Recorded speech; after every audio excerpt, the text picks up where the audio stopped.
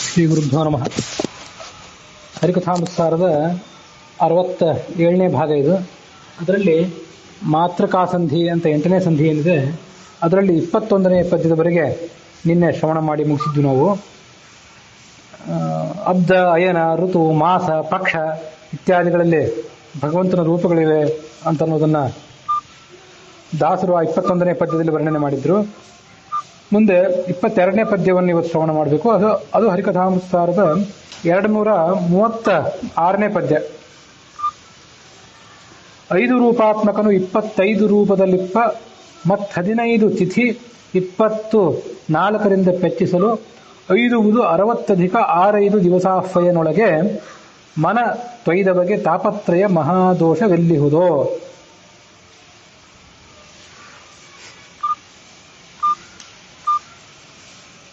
ಪಂಚರೂಪಾತ್ಮಕನಾದ ಈ ಹರಿ, 5 ರೂಪಾತ್ಮಕನು ಅಂದ್ರೆ ವಾಸುದೇವ, ಸಂಕರ್ಷಣ, ಪ್ರದ್ಯುಮ್ನ, ಅನಿರುದ್ಧ, ನಾರಾಯಣ ಅಂತ ಕರೆಸ್ಕೊಂಡಿರುವಂತಹ ಈ ಹರಿ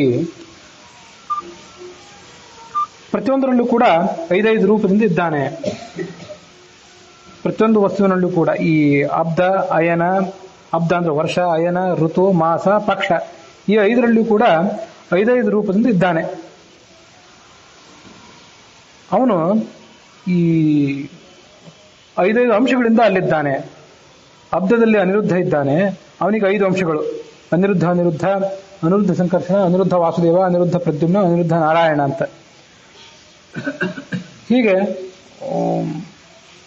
ಅವನ 5 ಅಂಶಗಳನ್ನ ತಿಳ್ಕೊಳ್ಬೇಕು. ಅಯನದಲ್ಲಿ ಪ್ರದ್ಯುಮ್ನ ಇದ್ದಾನೆ, ಪ್ರದ್ಯುಮ್ನನಿಗೂ ಕೂಡ 5 ಅಂಶಗಳು. ಋತುಗಳಲ್ಲಿ ಸಂಕರ್ಷಣ ಇದ್ದಾನೆ, ಅವನಿಗೂ ಕೂಡ 5 ರೂಪಗಳು. ಮತ್ತು 12 ಮಾಸಗಳಲ್ಲಿ ವಾಸುದೇವ ಇದ್ದಾನೆ, ಅವನಿಗೂ 5 ಅಂಶಗಳು. 24 ಪಕ್ಷಗಳಲ್ಲಿ ನಾರಾಯಣ ಇದ್ದಾನೆ, ಅವನಿಗೂ ಕೂಡ 5 ಅಂಶಗಳು. 25 ಅಂಶಗಳಿಂದ ಕೂಡಿ ಹೀಗಿದ್ದಾನ ಅವನು. 5 ರೂಪಾತ್ಮಕನು 25 ರೂಪದಲ್ಲಿ ಒಟ್ಟಾರೆ 25 ರೂಪಗಳಿಂದ ಅವನಿದ್ದಾನೆ. ಮತ್ತೆ 15 ತಿಥಿ 24ರಿಂದ ಪೆಚ್ಚಿಸಲು. ಒಂದು ಪಕ್ಷಕ್ಕೆ 15 ತಿಥಿಗಳು, ಪಾಡ್ಯದಿಂದ ಪ್ರತಿಪತ್ತನಿಂದ ಆರಂಭ ಮಾಡಿಕೊಂಡು ಹುಣ್ಣಿಮೆ ಅಥವಾ ಅಮಾವಾಸ್ಯೆ ತನಕ 15 ತಿಥಿಗಳು. ಒಟ್ಟಾರೆ 24 ಪಕ್ಷಗಳು, 12 ತಿಂಗಳು. ಅದಕ್ಕೆ ಶುಕ್ಲ ಪಕ್ಷ ಮತ್ತು ಕೃಷ್ಣ ಪಕ್ಷ ಅಂತ ಎರಡನ್ನು ಇಟ್ಕೊಂಡ್ಬಿಟ್ರೆ ಒಟ್ಟಾರೆ 24 ಪಕ್ಷಗಳಾದವು. 15 ತಿಥಿಯನ್ನ 24ರಿಂದ ಪೆಚ್ಚಿಸುವುದು ಒಂದು ಗುಣಾಕಾರ ಮಾಡೋದು. ಗುಣ ಅನ್ನೋ ಸಂಸ್ಕೃತದಲ್ಲಿ ಶಬ್ದಕ್ಕೆ ಹೆಚ್ಚಿಗೆ ಅಂತ ಅರ್ಥ ಮಾಡೋದೇ ಗುಣ ಅಂತ ಅರ್ಥ. ಹಾಗಾಗಿ ಗುಣಾಕಾರ ಅಂತಂದ್ರೆ ಹೆಚ್ಚಿಗೆ ಮಾಡೋದು ಅಂತ ಅರ್ಥ. ಆದ್ರಿಂದ ಪೆಚ್ಚಿಸಲು ಅಂದ್ರೆ ಇಲ್ಲೂ ಗುಣಾಕಾರ ಅಂತಾನೆ ಅರ್ಥ. ಪೆಚ್ಚಿಸಲು 5 60 6 ದಿವಸಾಫಯನೊಳಗೆ ಒಟ್ಟು 360 ಅನ್ನೋ ಸಂಖ್ಯೆ ಇದರಿಂದ ಬರ್ತದಂತೆ. ಈ 14ನ್ನ 25ರಿಂದ ಗುಣಿಸಿಬಿಟ್ರೆ 360 ಅಂತನ್ನೋದು ಅಲ್ಲಿ ವ್ಯಕ್ತ ಆಗ್ತದೆ, ಆ ಸಂಖ್ಯೆ ಅಲ್ಲಿ ತಿಳಿತದೆ.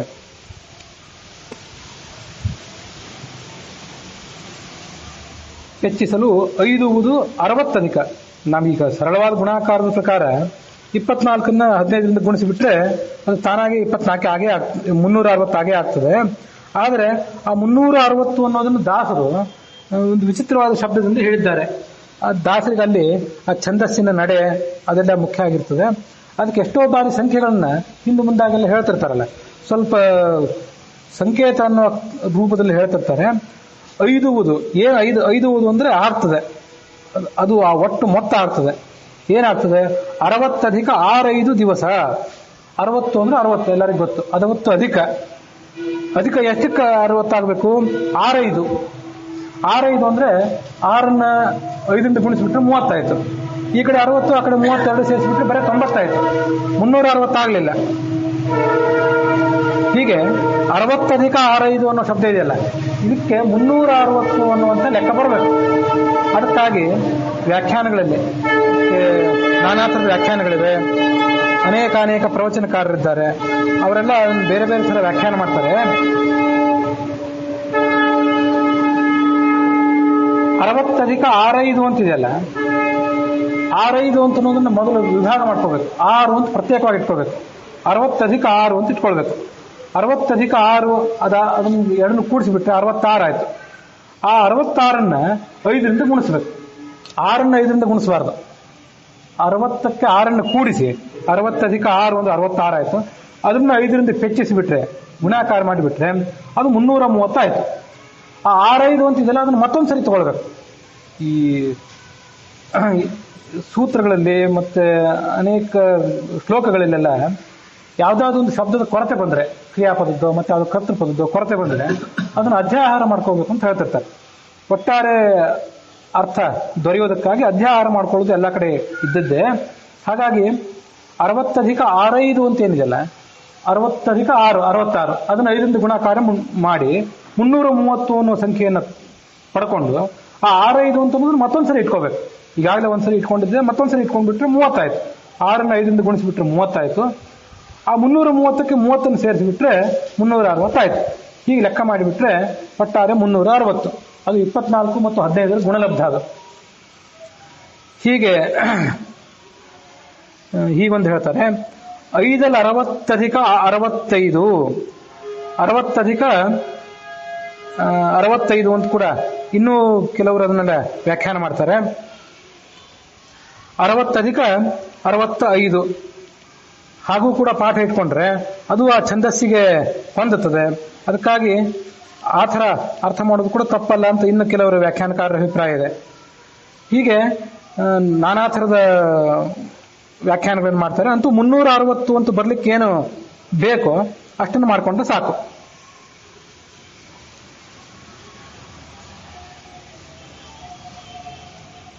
(60+6-5) ದಿವಸಾಹ್ವಯನೊಳಗೆ, ಹೀಗೆ 360 ದಿವಸಗಳಲ್ಲಿಯೂ ಕೂಡ ಪರಮಾತ್ಮನೇ ಇದ್ದಾನೆ. ಅವನೊಳಗೆ ಮನ ತೊಯ್ದವನಿಗೆ, ಮನಸ್ಸನ್ನು ಯಾರು ಅಲ್ಲಿ ಇಟ್ಟಿರ್ತಾರೆ ಅವನಿಗೆ ತಾಪತ್ರಯ ಮಹಾದೋಷವೆಲ್ಲಿಹುದೋ. ಈ ಆಧ್ಯಾತ್ಮಿಕ, ಆದಿಭೌತಿಕ ಮತ್ತು ಆದಿದೈವಿಕ ಅನ್ನುವಂಥ ತಾಪತ್ರಯಗಳು ಅವನಿಗೆ ಬರೋದೇ ಇಲ್ಲ. ಮತ್ತೆ ಯಾವ ದೋಷವೂ ಕೂಡ ಬರೋದಿಲ್ಲ. ಯಾವ ಸಂಸರ್ಗ ದೋಷ, ಮತ್ಯಾವುದೇ ಕರ್ಮಗಳಲ್ಲಿ ನ್ಯೂನತೆ ಇತ್ಯಾದಿ ಯಾವುದೇ ರೀತಿಯಾದಂಥ ದೋಷ ಅವನಿಗೆ ಬರೋದೇ ಇಲ್ಲ. ಅಲ್ಲಿ ಮಹಾದೋಷವಿಲ್ಲಿಹುದು ಅಂತ ಇಲ್ಲೊಂದು ಪುಸ್ತಕದಲ್ಲಿದೆ. ಮಹಾದೋಷ ಅಂತ ಅನ್ನೋದು ಅಹಾ ಅಂತ ದೀರ್ಘ ಏನಿದೆಯಲ್ಲ, ಅದು ಭಾಮೆ ಷಟ್ಪದಿ ಛಂದಸ್ಸಿಗೆ ಅಷ್ಟು ಹೊಂದೋದಿಲ್ಲ. ಅದಕ್ಕೆ ಇಲ್ಲಿ ಇನ್ನೊಂದು ಪುಸ್ತಕದಲ್ಲಿ ತ್ವೈದವಗೆ ತಾಪತ್ರಯದ ಮಹದೋಷವೆಲ್ಲಿಹುದೋ ರಾಗಬದ್ಧವಾಗಿ ಹಾಡ್ತಾ ಹೋದರೆ 5 ರೂಪಾತ್ಮಕನು 25 ರೂಪದಲ್ಲಿಪ್ಪ ಮತ್ 15 ತಿಥಿ 24ರಿಂದ ಪೆಚ್ಚಿಸಲು 5 60+6-5 ದಿವಸ ಫಯನೊಳಗೆ ಮನ ತ್ವೈದ ಬಗೆ ತಾಪತ್ರಯದ ಮಹದೋಷವೆಲ್ಲಿಹುದೋ. ಮಹದೋಷ ಅಂತಂದ್ರೆ ಅದು ಹೆಂಗು ಸರಾಗವಾಗಿ ಛಂದಸ್ಸಿಗೆ ಅನುಕೂಲ ಆಗ್ತದೋ ಹಾಗೆ ಮಹಾದೋಷ ಅಂದ್ಬಿಟ್ಟು ಅಷ್ಟು ಆಗೋದಿಲ್ಲ. ಅದಕ್ಕಾಗಿ ಮಹಾದೋಷ ಅಂತ ಇಲ್ಲಿದೆ. ಅದು ಮಹಾದೋಷ ಅಂದ್ರೂ ಒಂದೇ, ಏನು ತಪ್ಪಲ್ಲ ಅದು. ಹಾಗೆ ಎಷ್ಟೋ ಕಡೆ ಒಬ್ರು ಯಾರೋ ವಿದ್ವಾಂಸರು ಹೇಳಿದ್ದನ್ನು ಕೇಳ್ತಿದ್ದೆ. ಅಪಿ ಮಾಷಂ ಮಷಂ ಕುರಿಯ ಛಂದೋಭಂಗಂ ನಕಾರೇಯತ್ ಅಂತ. ಛಂದೋಭಂಗ ಮಾತ್ರ ಎಲ್ಲೂ ಮಾಡಬಾರ್ದು ಅಂತ. ಸಂಸ್ಕೃತ ಪದವಿಯಲ್ಲಿ, ಕನ್ನಡ ಪದವಿಯಲ್ಲಿ ಛಂದಸ್ಸಿಗೆ ಭಂಗ ಆಗುವಂಗೆ ಮಾಡಬಾರ್ದು. ಅದು ಮಾಷ ಅಂದ್ರೆ ಉದ್ದು, ಮಾ ಅಂದ್ರೆ ದೀರ್ಘ, ಮಾಷ ಅಂದ್ರೆ ಉದ್ದು. ಏನೋ ಅದನ್ನು ಶ್ಲೋಕದಲ್ಲೋ ಪದ್ಯದಲ್ಲೋ ಸೇರಿಸೋ ಪ್ರಸಂಗ ಬಂದರೆ ಮಾ ಅಂತ ಹೇಳೋದು ಬಿಟ್ಟು ಮ ಅಂತ ಬೇಕಾದ್ರೆ ಹೇಳಿ, ಮಷ ಅಂತ ಹೇಳಿಬಿಡಿ, ನಡೀತದೆ. ಅಂದ್ರೆ ಮಷ ಅಂದ್ಬಿಟ್ಟು ಉದ್ದು ಅಂತ ಅರ್ಥ ಹೇಗೆ ಕೊಡ್ತದೆ ಅಂತ ಸಂದೇಹ ಪಡಬೇಡ್ರಿ. ಛಂದಸ್ಸಿಗೆ ಹೊಂದಿಕೆ ಆಗೋದು ನೋಡ್ಕೊಳ್ಳಿ. ಅದು ತಿಳ್ಕೊಳ್ಳುವವರು, ವ್ಯಾಖ್ಯಾನ ಮಾಡುವವರು ಅದನ್ನು ತಾವಾಗಿ ತಿಳ್ಕೊಂಡೇ ತಿಳ್ಕೊತಾರೆ. ಆದರೆ ಛಂದೋಭಂಗ ಮಾತ್ರ ಯಾವತ್ತೂ ಮಾಡಬೇಡಿ ಅಂತ ಹೇಳ್ತಾರೆ. ಛಂದಸ್ಸಿಗೆ ಅಷ್ಟು ಮಹತ್ವ ಇದೆ. ಅದಕ್ಕಾಗಿ ನೀವು ಮಹಾದೋಷವೆಲ್ಲಿಹುದೋ ಅಂತ ಅನ್ನೋದ್ರ ಬದಲು ಮಹಾದೋಷವೆಲ್ಲಿಹುದೋ, ಮಹಾ ಅಂತಂದ್ರೆ ದೀರ್ಘ, ಅದನ್ನು ಬಿಟ್ಟು ಹ್ರಸ್ವ ಅಂತ ಉಚ್ಚಾರ ಮಾಡಿದ್ದಕ್ಕೆ ಕೆಲವು ಕಡೆ ಈ ಹ್ರಸ್ವ ಇದ್ದದನ್ನು ದೀರ್ಘ ಮಾಡೋದು, ದೀರ್ಘ ಇದ್ದದನ್ನು ಹ್ರಸ್ವ ಮಾಡೋದು, ಇಂಥವೆಲ್ಲ ಅನೇಕ ಗ್ರಂಥಗಳಲ್ಲಿ ಕಾಣ್ತಿರ್ತದೆ. ಅದಕ್ಕೆಲ್ಲ ಒಂದೊಂದು ಉದ್ದೇಶ ಇದೆ. ಸುಮ್ಮನೆ ದೀರ್ಘ ಇದ್ದದನ್ನು ಹ್ರಸ್ವ ಮಾಡೋದು, ಹ್ರಸ್ವ ಇದ್ದದನ್ನು ದೀರ್ಘ ಯಾರು ಮಾಡೋದಿಲ್ಲ. ಅದಕ್ಕೊಂದು ಉದ್ದೇಶ ಇರ್ತದೆ. ಅವ್ರ ಹತ್ರ ಎಷ್ಟು ದುಡ್ಡಿದೆ ಅಂತ ಕೇಳಿದಕ್ಕೆ ಬಹಳ ದುಡ್ಡಿದೆ ಅಂತ ಹೇಳ್ತೀವಿ. ಅಲ್ಲಿ ಇನ್ನೊಬ್ರು ಇದ್ದಾರಲ್ಲ, ಅವ್ರ ಹತ್ರ ಎಷ್ಟಿದೆ ಅಂತ ಕೇಳಿದ್ರೆ ಬಹಳ ದುಡ್ಡಿದೆ ಅಂತ ಹೇಳ್ತೀವಿ. ಅದು ಬಹಳ ಅಂತನೂ ಬಹಳ ಅಂತ ಹೇಳಿ ದೀರ್ಘ ಮಾಡಿಬಿಟ್ರೆ ಹೆಚ್ಚು ದುಡ್ಡಿದೆ ಅಂತ ಅರ್ಥ. ಇದೆಲ್ಲ ಸ್ವರಗಳನ್ನು ಎಳಿಲಿಕ್ಕೆ, ಹ್ರಸ್ವ ಇದನ್ನು ದೀರ್ಘ ಮಾಡಲಿಕ್ಕೆ ಒಂದು ಉದ್ದೇಶ. ಹಾಗೆ ದೀರ್ಘ ಇದನ್ನು ಹ್ರಸ್ವ ಮಾಡಲಿಕ್ಕೆ ಮಹಾದೋಷ ಅಂದ್ರೆ ದೊಡ್ಡ ದೋಷ. ಇಷ್ಟೆಲ್ಲ ತಿಳ್ಕೊಂಡವನಿಗೆ ಅದು ಮಹಾದೋಷ, ಸಣ್ಣ ದೋಷ ಆಗಿಬಿಡುತ್ತೆ. ಹೀಗೆ ದೀರ್ಘ ಇದನ್ನು ಹ್ರಸ್ವ ಅಂತ ಮಾಡಲಿಕ್ಕೆ ಜಗನ್ನಾಥದಾಸರಿಗೆ ಸುಮ್ಮನೆ ಛಂದಸ್ಸಿಗೆ ಅನುಗುಣವಾಗಿ ಮಾಡಬೇಕು ಅಂತ ಅಷ್ಟೇ ಅಲ್ಲ. ಹಾಗೆ ಮಾಡಿದರೆ ಮಹಾದೋಷ ದೊಡ್ಡ ದೋಷವೇ ಅಲ್ಲ, ಅದು ಸಣ್ಣ ದೋಷ, ಕಿರು ದೋಷ ಆಗಿಬಿಡ್ತದೆ. ಅದು ಅಷ್ಟು ದೊಡ್ಡ ದೋಷ ಅಂತ ಯಾರು ಅದನ್ನು ಪರಿಗಣನೆ ಮಾಡೋದಿಲ್ಲ ಅಂತ ಅದರ ಅರ್ಥ ಆಗ್ತದೆ. ಹೀಗೆ ಅದನ್ನು ತಿಳ್ಕೊಳ್ಬೇಕು. ಅದ್ರ ಹಿಂದಿನ ದಾಸರ ಅಭಿಪ್ರಾಯವನ್ನು ತಿಳ್ಕೊಳ್ಬೇಕು.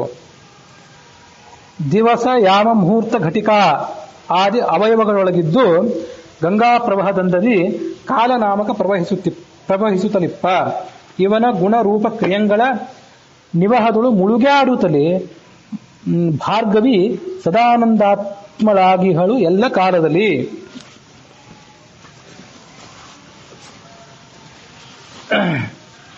ಈ ಭಗವಂತನೇ ದಿವಸಗಳು, ಯಾಮ, ಮುಹೂರ್ತ. ಯಾಮ ಅಂದ್ರೆ 8 ಯಾಮಗಳಂತ ಒಂದು ದಿವಸಕ್ಕೆ, ಆ ದಿವಸದ ಒಂದು ಭಾಗ ಅದು ಯಾಮ ಅಂತಂದ್ರೆ. ಮುಹೂರ್ತ, ಘಟಿಕ ಇದೆಲ್ಲ ಗೊತ್ತಿದ್ದೇ ಇದೆ. 30 ಮುಹೂರ್ತಗಳು ಒಂದು ದಿವಸಕ್ಕೆ, 60 ಗಳಿಗೆಗಳು.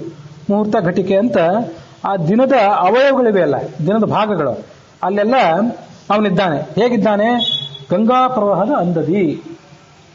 ಪ್ರವಾಹದ ಅಂದದಿ ಅಂತ ಹೇಳಲಿಲ್ಲ, ಪ್ರವಾಹ ಅಂತ ವಾ ಇದನ್ನು ವ ಅಂತ ಹೇಳಿದ್ರು ದಾಸರು. ಪ್ರವಾಹದ ಅಂದದಿ ಕಾಲನಾಮಕನಂತಹ ಪರಮಾತ್ಮ ಎಲ್ಲ ಕಡೆ ತರ ಅವನು ಸಂಚಾರ ಮಾಡ್ತಾನೆ ಇದ್ದಾನೆ. ಇವನ ಗುಣ ರೂಪ ಕ್ರಿಯಂಗಳ, ಇವನಿಗೆ ಅನೇಕಾನೇಕ ರೂಪಗಳಿವೆ, ಅನೇಕಾನೇಕ ಗುಣಗಳಿವೆ. ಅವುಗಳನ್ನ ಆ ಗುಣರೂಪ ಕ್ರಿಯೆಗಳ ನಿವಹ ಅಂದ್ರೆ ಸಮೂಹ, ಅದರೊಳಗೆ ಮುಳುಗಾಡ್ತಾ ಇದ್ದಾಳೆ. ಸ್ನಾನ ಮಾಡ್ತಾಳೆ, ಮೇಲೆ ಬರ್ತಾಳೆ, ಸ್ನಾನ ಮಾಡ್ತಾಳೆ, ಮೇಲೆ ಬರ್ತಾಳೆ. ಯಾರು? ಭಾರ್ಗವಿ, ಲಕ್ಷ್ಮೀದೇವಿ. ಸದಾನಂದಾತ್ಮಳಾಗಿಹಳು. ಅವಳಿಗೆ ಸಂತೋಷ ಏನು? ಬೇರೆ ಯಾವ ಸಂತೋಷ ಅವಳಿಗೆ ಬೇಕಾಗೇ ಇಲ್ಲ. ಆ ಭಗವಂತನ ಗುಣಕರ್ಮಗಳನ್ನು ನೋಡೋದು, ಹೊಸ ಹೊಸದನ್ನು ತಿಳ್ಕೊಳ್ಳೋದು, ಸಂತೋಷ ಪಡೋದು. ಸದಾನಂದಾತ್ಮಳಾಗಿಹಳು ಎಲ್ಲ ಕಾಲದಲ್ಲಿ. ಎಲ್ಲ ಕಾಲದಲ್ಲೂ ಇದೇ ಕೆಲಸಗಳನ್ನೇ ಅವಳು ಮಾಡ್ತಿದ್ದಾಳೆ. ಈ ದಿವಸಕ್ಕೆ ಈ ಮುಹೂರ್ತ, ಯಾಮ, ಮುಹೂರ್ತ, ಘಟಿಕ ಅಂತ ಹೀಗೆಲ್ಲ ಕೆಲವು ಅವಯವಗಳನ್ನು ಹೇಳಿದ್ವಿ. ಇನ್ನೂ ಸೂಕ್ಷ್ಮವಾದಂತಹ ಅವಯವಗಳನ್ನು ಕೂಡ ಅದರಲ್ಲೆಲ್ಲ ಹೇಳ್ತಾರೆ. ನಿಮಗೆ ನೆನಪಿರಬೇಕು, ಹರಿವಂಶ ಹೇಳುವಾಗ ಒಂದ್ಸರಿ ಹೇಳಿದ್ದೆ. ಹರಿವಂಶದಲ್ಲೂ ಕೂಡ ಕಾಷ್ಠ, ಲವ ಅಂತ ಹೀಗೆಲ್ಲ ಬಂದಿತ್ತು, ಮುಹೂರ್ತ, ಘಟಿಕ ಅಂತ ಹೀಗೆಲ್ಲ ಬಂದಿತ್ತು. ಹರಿವಂಶದಲ್ಲಿ ಅದನ್ನೊಂದ್ಸರಿ ಹೇಳಿದ್ದೆ. ಆ ಕಾಷ್ಠ ಅಂದ್ರೆ ಆಧುನಿಕ ಕಾಲದ ಒಂದೊಂದು ಸೆಕೆಂಡ್ಗೆ ಅದು ಹೇಗೆ ಸಮಾನ ಆಗ್ತದೆ ಅಂತ ಅನ್ನೋದನ್ನೆಲ್ಲ ಕೂಡ ಹೇಳಿದ್ದೆ ಅಲ್ಲಿ. 1.6 ನಿಮಿಷ ಅಂದ್ರೆ 96 ಸೆಕೆಂಡ್ ಅನ್ನೋದು ಒಂದು ಕಲಾಗೆ ಸಮಾನ. 3.2 ಸೆಕೆಂಡು ಅನ್ನೋದು ಒಂದು ಕಾಷ್ಠ, ಅದು 15 ನಿಮೇಷಗಳು. ನಿಮೇಷ ಅಂದ್ರೆ ನಿಮಿಷ, ಮಿನಿಟ್ ಅಲ್ಲ, ನಿಮೇಷಗಳು. ಅದು ನಿಮೇಷ ಅಂತ ಕೂಡ ಒಂದು ಕಾಲದ ಸೂಕ್ಷ್ಮವಾದ ಭಾಗ. ಒಂದು ನಿಮೇಷ ಅಂತಂದ್ರೆ 0.21 ಆ ಸೆಕೆಂಡ್ ಅನ್ನ ನಿಮೇಷ ಅಂತ ಕರೀತಾರೆ. ಇದೆಲ್ಲ ಹರಿವಂಶದಲ್ಲಿ 8ನೇ ಅಧ್ಯಾಯದಲ್ಲಿ ಬಂದಿತ್ತಿದಲ್ಲ. ಅದನ್ನ ಆವಾಗ ಆಧುನಿಕ ಕಾಲದಲ್ಲಿ ನಾವೇನು ಕಾಲವನ್ನು ವಿಭಾಗ ಮಾಡ್ಕೊಳ್ತೀವಿ ಅದಕ್ಕೆ ಹೊಂದಿಸಿಕೊಂಡು ಹೇಳಲಿಕ್ಕೆ ಪ್ರಯತ್ನ ಪಟ್ಟಿದ್ದೆ. ಅದು ವಿಷ್ಣು ರಹಸ್ಯದಲ್ಲೂ ಕೂಡ ಅನೇಕ ತರದ ಕಾಲದ ವಿಭಾಗಗಳ ಬಗ್ಗೆ ವರ್ಣನೆ ಇದೆ. ಭಾಗವತ ತಾತ್ಪರ್ಯಾದಿಗಳಲ್ಲೂ ಇದೆ. ಸುಮ್ಮನೆ ಅದನ್ನೆಲ್ಲ ಆಧುನಿಕ ಕಾಲದ ವಿಭಾಗಕ್ಕೆ ಹೊಂದಿಸೋದು ಕಷ್ಟ. ಬಹಳಷ್ಟು ಹೊಂದಿಸಲಿಕ್ಕೆ ಪ್ರಯತ್ನ ಪಟ್ಟೆ ನಾನು ನಿನ್ನೆ, ಅದು ಆಗಲಿಲ್ಲ. ಅಂತೂ ಅಲ್ಲಿ ಏನಿದೆ ಅಂತ ಅನ್ನೋದನ್ನ ಹೇಳ್ತೇನೆ. ಸೂಕ್ಷ್ಮ ಕಾಲಕ್ಕೆ ಒಂದು ಕ್ಷಣ ಅಂತ ಕರೀತಾರೆ. ಕ್ಷಣ ಅಂದ್ರೆ ಸೆಕೆಂಡ್ ಅಲ್ಲ, ಬಹಳ ಸೂಕ್ಷ್ಮವಾದದ್ದು ವಿಷ್ಣು ರಹಸ್ಯ. 5 ಕ್ಷಣ ಅಂದ್ರೆ ಒಂದು ತ್ರುಟಿ, 50 ತ್ರುಟಿ ಅಂದ್ರೆ ಒಂದು ಲವ, 2 ಲವ ಅಂದ್ರೆ ಒಂದು ನಿಮೇಷ, 8 ನಿಮೇಷ ಅಂದ್ರೆ ಒಂದು ಮಾತ್ರ. ಇಲ್ಲೆಲ್ಲ ನಿಮೇಷ ಅಂದ್ರೆ ಮಿನಿಟ್ ಅಲ್ಲ, ಸೂಕ್ಷ್ಮವಾದ ಒಂದು ಕಾಲ ಅದು. 8 ನಿಮೇಷ ಅಂದ್ರೆ ಒಂದು ಮಾತ್ರ, 2 ಮಾತ್ರ ಅಂದ್ರೆ ಒಂದು ಗುರು, 10 ಗುರು ಅಂದ್ರೆ ಒಂದು ಪ್ರಾಣ, 6 ಪ್ರಾಣ ಅಂದ್ರೆ ಒಂದು ಫಲ, 60 ಫಲ ಅಂದ್ರೆ ಒಂದು ಘಟಿಕ, 60 ಘಟಿಕ ಅಂದ್ರೆ ಒಂದು ದಿನ. ಈ ಘಟಿಕಾ ಮುಹೂರ್ತಕ್ಕೆ ಬಂದಾಗ ನಮಗೆ ತಿಳಿಯುತ್ತದೆ. ಅದಕ್ಕಿಂತ ಹೊರತು ಅಕ್ಷಣ, ತ್ರುಟಿ, ಲವ ಅಂದ್ರೆ ನಮ್ಗೆ ಯಾರಿಗೂ ತಿಳಿಯೋದೇ ಇಲ್ಲ. ಅಷ್ಟು ಸೂಕ್ಷ್ಮವಾದ ಅವಯವಗಳ ಅವಶ್ಯಕತೆ ನಮಗಿಲ್ಲ. ಅದು ಇದೆ ಅಂತ ಗೊತ್ತಿರಲಿ, ಶಾಸ್ತ್ರಕಾರರನ್ನೆಲ್ಲ ಮಾಡಿದ್ರು, ಅದು ಗೊತ್ತಿರಲಿ ಅನ್ನೋ ಕಾರಣಕ್ಕಾಗಿ ಹೇಳಿದ್ದೆ. ಅದೆಲ್ಲ ಇರಲಿ, ಆ ಸೂಕ್ಷ್ಮ ಅಂತ ಕಾಲಕ್ಕೆ ಕ್ಷಣ ಅಂತ ಕರೀತಾರೆ ಅಂತ ಹೇಳಿದ್ದೆ ಹರಿವಂಶದಲ್ಲಿ. ಆ ಸೂಕ್ಷ್ಮವಾದ ಕಾಲ ಕ್ಷಣ ಇದೆಯಲ್ಲ, ಅದನ್ನ ಈ ದಿನದ ಲೆಕ್ಕದಲ್ಲಿ ವಿಭಾಗ ಮಾಡ್ತಾ ಹೋದ್ರೆ ಎಷ್ಟು ಸೆಕೆಂಡ್ ಆಗ್ತದೆ ಅದನ್ನ ಅವಾಗ ಹೇಳಿದ್ದೆ. ಪಾಯಿಂಟ್ ಕೊಡಬೇಕು, ಪಾಯಿಂಟ್ ಕೊಟ್ಟು ಮುಂದೆ 4 0 ಹಾಕಬೇಕು, ಅದ್ರ ಮುಂದೆ 5 ಹಾಕಬೇಕು. 10,000 ಸೆಕೆಂಡನ್ನ 10,000 ವಿಭಾಗ ಮಾಡಿ ಅದರಲ್ಲಿ 5 ಭಾಗವನ್ನು ಪರಿಗಣನೆ ಮಾಡಿದರೆ ಅದಕ್ಕೆ ಸಮಾನ ಒಂದು ಕ್ಷಣ. ಅಂತ 5 ಕ್ಷಣಗಳೇ ಒಂದು ತ್ರುಟಿ, 50 ತ್ರುಟಿಗಳೇ ಒಂದು ಲವ ಅಂತ ಈಗ ಮುಂದೆ ಅಲ್ಲಿಂದ ಘಟಿಕಾ ಮುಹೂರ್ತ ದಿನ ಅಂತ ಬಂದಾಗ ನಮಗೊಂದು ಲೆಕ್ಕಕ್ಕೆ ಸಿಗ್ತದೆ. ಅಲ್ಲಿ ತನಕ ನಮಗೆ ಲೆಕ್ಕಕ್ಕೆ ಸಿಗೋದೇ ಇಲ್ಲ. ಯಾರಿಗೆ ಬೇಕಾಗಿರ್ತದೆ ಇಷ್ಟೆಲ್ಲ ಸೂಕ್ಷ್ಮವಾದ ಕಾಲಗಳು ಅಂತ ನಾವು ಅನ್ಕೋತೀವಿ. ಒಮ್ಮೊಮ್ಮೆ ವ್ಯವಹಾರದಲ್ಲಿ ಅಷ್ಟು ಸೂಕ್ಷ್ಮ, ಒಂದು ಕ್ಷಣದಲ್ಲಿ ನಮ್ಗೆ ಯಾವ ಕೆಲಸನೂ ಮಾಡ್ಲಿಕ್ಕೆ ಆಗೋದಿಲ್ಲ. ಕನಿಷ್ಠ ಒಂದು ಕೆಲಸ ಮಾಡಿ ಮುಗಿಸ್ಲಿಕ್ಕೆ ಕೆಲವು ನಿಮಿಷಗಳಾದರೂ ಬೇಕು. ಹಾಗಾಗಿ ನಿಮಿಷಗಳನ್ನು ಹೊರತುಪಡಿಸಿದರೆ ಅತಿ ಸೂಕ್ಷ್ಮವಾದ ಕೆಲಸಗಳನ್ನ ನಮಗೇನು ಮಾಡ್ಲಿಕ್ಕೆ ಆಗೋದಿಲ್ಲ. ಅತಿ ಸೂಕ್ಷ್ಮವಾದ ಕಾಲದ ಅವಯವಗಳನ್ನು ಉಪಯೋಗ ಮಾಡ್ಕೊಳ್ಳಿಕ್ಕೂ ನಮಗಾಗೋದಿಲ್ಲ. ಆದರೆ ತಜ್ಞರಾದವರು ಅದನ್ನ ಲೌಕಿಕ ವ್ಯವಹಾರದಲ್ಲೂ ಮಾಡ್ಕೋತಿರ್ತಾರೆ. ಹಿಂದೊಂದ್ಸರಿ ಹೇಳಿದ್ದೆ, ಮತ್ತೊಂದ್ಸರಿ ನೆನಪು ಮಾಡ್ಕೊಳ್ಬೇಕಷ್ಟೇ.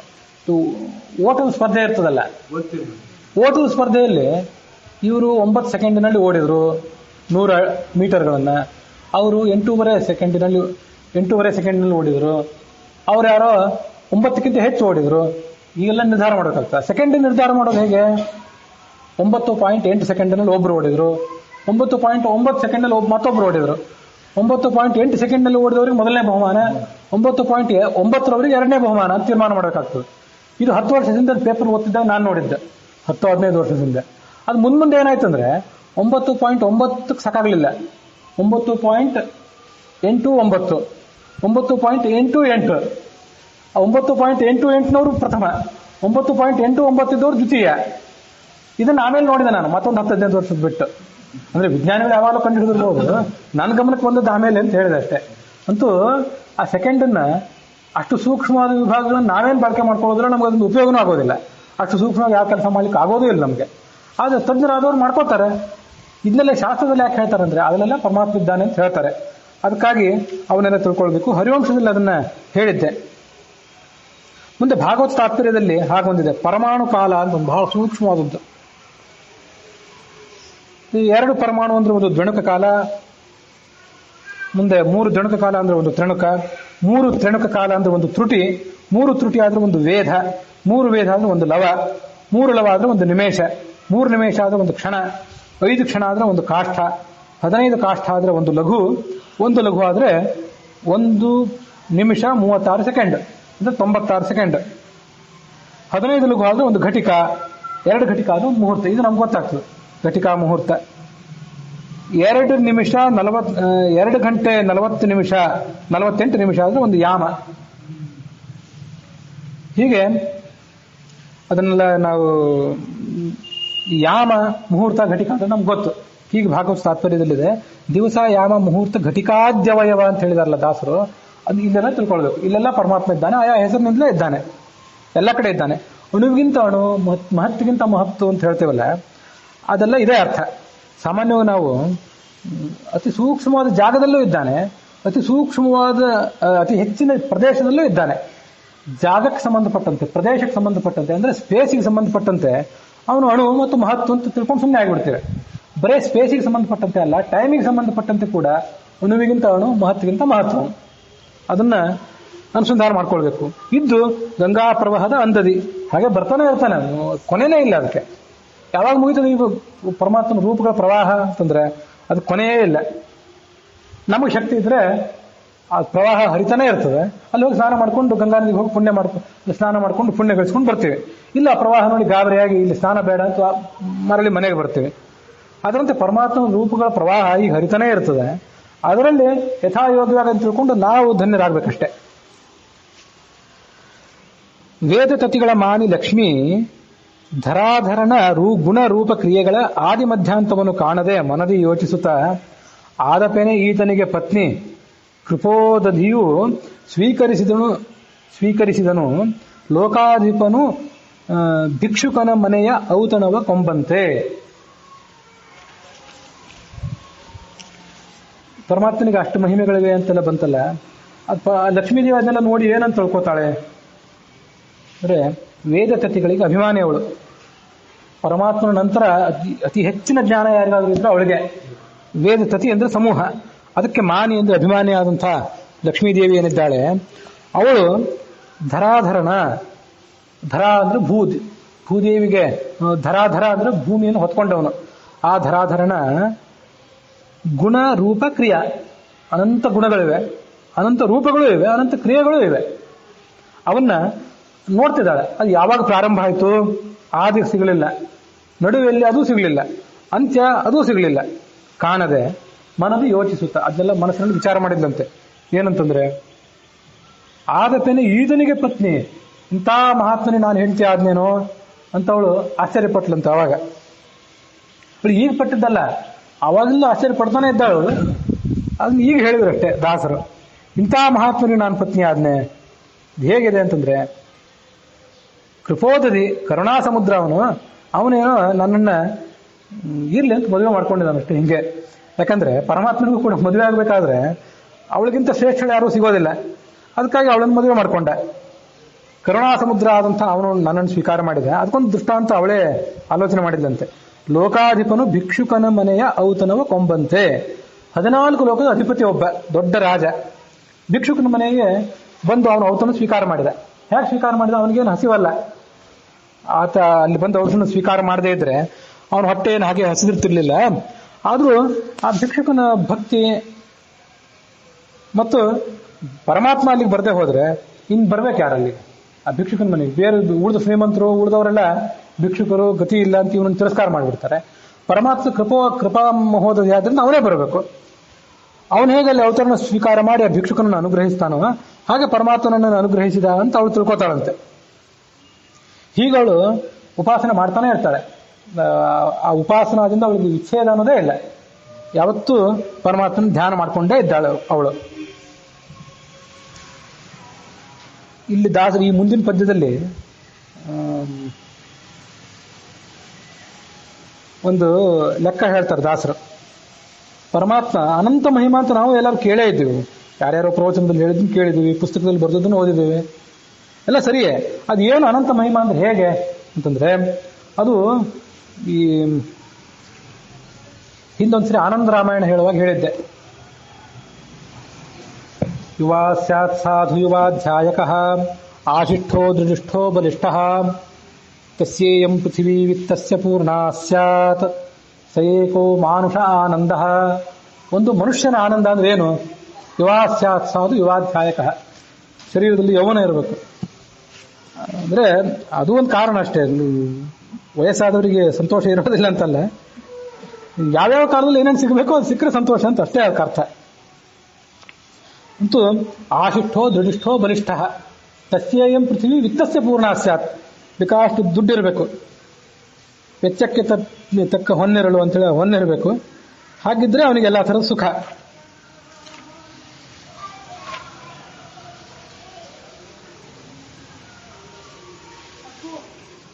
ಅವನಿಗೆ ಸಯೇಕೋ ಮಾನುಷ ಆನಂದ, ಅದನ್ನ ಒಂದು ಮನುಷ್ಯನ ಆನಂದ ಅಂತ ಕರೀತಾರೆ. ಅಷ್ಟು ತುಂಬಿದ ಆನಂದ ಇದ್ರೆ, ಆ ತುಂಬಿದ ಆನಂದ ಇದ್ರೆ ಅದನ್ನ 100 ಪಟ್ಟು ಗುಣಿಸ್ಬೇಕಂತ ನಾವು. 100 ಪಟ್ಟು ಗುಣಿಸಿಬಿಟ್ರೆ ಅದು ಸಯೇಕೋ ಮನುಷ್ಯ ಗಂಧರ್ವಾಣಾಂ ಆನಂದ. ಮನುಷ್ಯ ಗಂಧರ್ವರು ಅಂತಿದ್ದಾರೆ, ಅವರ ಆನಂದ ಅದು.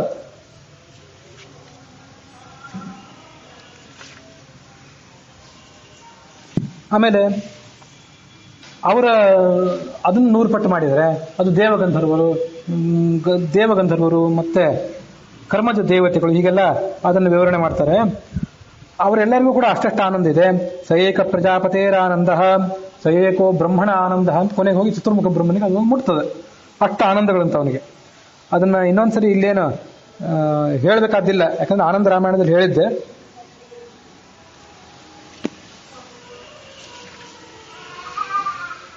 ಸೈಷಾನಂದಸ್ಯ ಮೀಮಾಗಂ ಸಾ ಭವತಿ ಯುವಾ ಸ್ಯಾತ್ ಸಾಧು ಯುವಾಧ್ಯಾಯಕಃ ಆಶಿಷ್ಠೋ ದೃಢಿಷ್ಠೋ ಬಲಿಷ್ಠಃ ತಸ್ಯೇಯಂ ಪೃಥಿವೀ ಸರ್ವಾ ವಿತ್ತಸ್ಯ ಪೂರ್ಣಾ ಸ್ಯಾತ್ ಸ ಏಕೋ ಮಾನುಷ ಆನಂದಃ ತೇಯೇ ಶತಂ ಮಾನುಷ ಆನಂದಾಃ. ಮನುಷ್ಯನ 100 ಆನಂದಗಳಾಗಿಬಿಟ್ರೆ ಸ ಏಕೋ ಮನುಷ್ಯ ಗಂಧರ್ವಾಣಾಂ ಆನಂದಃ. 100 ಮನುಷ್ಯ ಗಂಧರ್ವರ ಆನಂದಕ್ಕೆ ಅದು ಸಮಾನ ಅಂತ ಅನ್ಸ್ಕೋತದೆ. ತೇಯೇ ಶತಂ ಮನುಷ್ಯ ಗಂಧರ್ವಾಣಾಂ ಆನಂದಾಃ. ಮನುಷ್ಯ ಗಂಧರ್ವರ ಆನಂದಗಳು ದೇವಗಂಧರ್ವರ ಆನಂದಕ್ಕೆ ಸಮಾನ. 100 ಆನಂದಗಳು. ದೇವಗಂಧರ್ವರ 100 ಆನಂದಗಳು ಪಿತೃ ದೇವತೆಗಳ ಆನಂದಕ್ಕೆ ಒಂದು ಆನಂದಕ್ಕೆ ಸಮಾನ. ತೇಯೇ ಶತಂ ಪಿತೃಣಾಂ ಚಿರಲೋಕಲೋಕಾನಾಂ ಆನಂದಾಃ ಸ ಏಕಃ ಆಜಾನಜಾನಾಂ ದೇವಾನಾಂ ಆನಂದಃ. ಆಜಾನಜ ದೇವತೆಗಳು ಅಂತಿದ್ದಾರೆ, ಅವರ ಆನಂದಕ್ಕೆ ಅದು ಸಮಾನ. ಆಜಾನಜ ದೇವತೆಗಳ 100 ಆನಂದಗಳು ಕರ್ಮ ದೇವತೆಗಳ 1 ಆನಂದಕ್ಕೆ ಸಮಾನ. ಕರ್ಮ ದೇವತೆಗಳ 100 ಆನಂದಗಳು ದೇವತೆಗಳು ಅಂತ ಗುಂಪಿದೆಯಲ್ಲ ಅವರ 1 ಆನಂದಕ್ಕೆ ಸಮಾನ. ಆ ದೇವತೆಗಳ 100 ಆನಂದಗಳು ಇಂದ್ರ ಅಂದ್ರೆ ದಕ್ಷ, ಅವನ ಆನಂದಕ್ಕೆ ಅದು ಸಮಾನ. ಆ ದಕ್ಷನ 100 ಆನಂದಗಳು ಬೃಹಸ್ಪತಿ ಅಂತಿದೆ. ಬೃಹಸ್ಪತಿ ಅಂದ್ರೆ ದೇವಗುರು ಅಲ್ಲ, ಇಂದ್ರ, ಅವನ ಆನಂದಕ್ಕೆ ಸಮಾನ. ಆ ಬೃಹಸ್ಪತಿಯ ಇಂದ್ರನ 100 ಆನಂದಗಳು ಶೇಷನ 100 ಆನಂದಕ್ಕೆ ಸಮಾನ. ಶೇಷ ತೇಯೇ ಶತಂ ಪ್ರಜಾಪತೇರಾನಂದಾಃ. ಪ್ರಜಾಪತಿಯ 100 ಆನಂದಗಳು ಸಯೇಕೋ ಬ್ರಹ್ಮಣ ಆನಂದ, ಅದು ಚತುರ್ಮುಖ ಬ್ರಹ್ಮನ ಒಂದು ಆನಂದ. ಇದು ಇಲ್ಲಿ ತನಕ ಆ ಚತುರ್ಮುಖ ಬ್ರಹ್ಮನ ತನಕ ನಿಲ್ತು. ಮುಂದೆ ಚತುರ್ಮುಖ ಬ್ರಹ್ಮನ ನಂತರ ಕೋಟಿಗಳಿಂದ ಚತುರ್ಮುಖ ಬ್ರಹ್ಮನಿಗಿಂತ ಹೆಚ್ಚಿನವಳು ಲಕ್ಷ್ಮೀದೇವಿ. ಅವಳು ಕೋಟಿ ಪಟ್ಟು, ಅವಳ ಜ್ಞಾನ ಆನಂದ ಎಲ್ಲ ಕೋಟಿ ಪಟ್ಟು ಹೆಚ್ಚು ಚತುರ್ಮುಖ ಬ್ರಹ್ಮನಿಗಿಂತ. ಇದು ಇರೋ ವ್ಯವಸ್ಥೆ. ಅವಳಿಗಿಂತ ಅನಂತ ಗುಣದಿಂದ ಲಕ್ಷ್ಮಿಗಿಂತ ಅಧಿಕ ಪುರಂದರ ವಿಠಲನು ಅಂತ ದಾಸರ ಪದ. ಹಾಗಾಗಿ ಚತುರ್ಮುಖಾದಿಗಳಿಗಿಂತ ಕೋಟಿ ಪಟ್ಟು ಲಕ್ಷ್ಮಿ ಹೆಚ್ಚು, ಲಕ್ಷ್ಮಿಗಿಂತ ಅನಂತ ಪಟ್ಟು ಪರಮಾತ್ಮ ಹೆಚ್ಚು. ಅನಂತ ಅಂದ್ರೆ ಹೇಳಿ ತಿಳ್ಕೊಳ್ಬೇಕು. ಈಗ ಏನು ಉಪನಿಷತ್ತು ಹೇಳಿದ್ನಲ್ಲ, ಈ ಉಪನಿಷತ್ತಿನ ಹಿನ್ನೆಲೆಯಲ್ಲಿ ಈ ಒಂದು ದಾಸರು ಒಂದು ಗುಣಾಕಾರ ಮಾಡ್ತಾರೆ.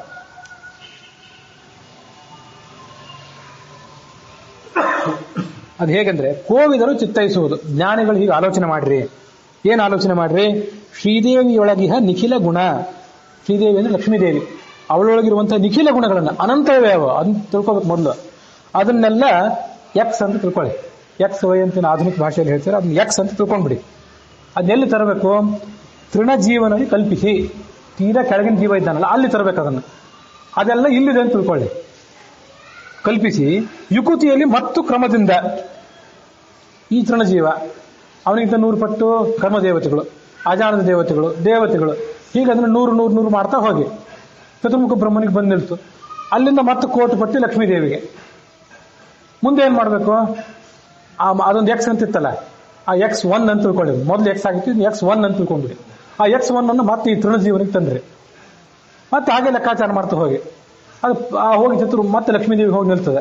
ಅದನ್ನ X2 ಅಂತ ತಿಳ್ಕೊಳ್ಳಿ. ಹೀಗೆ ಮಾಡ್ತಾನೆ ಹೋಗಿ. ಹೀಗೆ ಮಾಡ್ತಾ ಹೋದ್ರೂ ಅಂತೂ ಆ ಲಕ್ಷ್ಮೀದೇವಿಯ ಸಾಮರ್ಥ್ಯ ಇದು ಗುಣಾಕಾರ ಆಗ್ತಾ ಹೋಯ್ತಲ್ಲ. ಅದು ಎಕ್ಸ್ ಇದು X1 ಆಯ್ತು, 2 ಆಯ್ತು, 3 ಆಯ್ತು, ಹಾಗೆ ಮುಂದುವರಿತಾ ಹೋಯ್ತದ.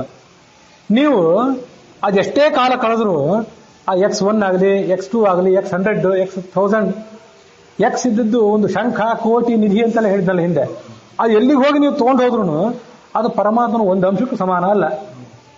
ಹೀಗೆ ತಿಳ್ಕೊಳ್ಬೇಕು. ಪರಮಾತ್ಮ ಮಹಿಮಾ ಅಂತ ಇಷ್ಟಿದೆ, ಒಂದು ಗುಣ ರೂಪ ಕ್ರಿಯಾ ಇಷ್ಟಿಟ್ಟಿದೆ ಅಂತ ತಿಳ್ಕೊಳ್ಳಿ.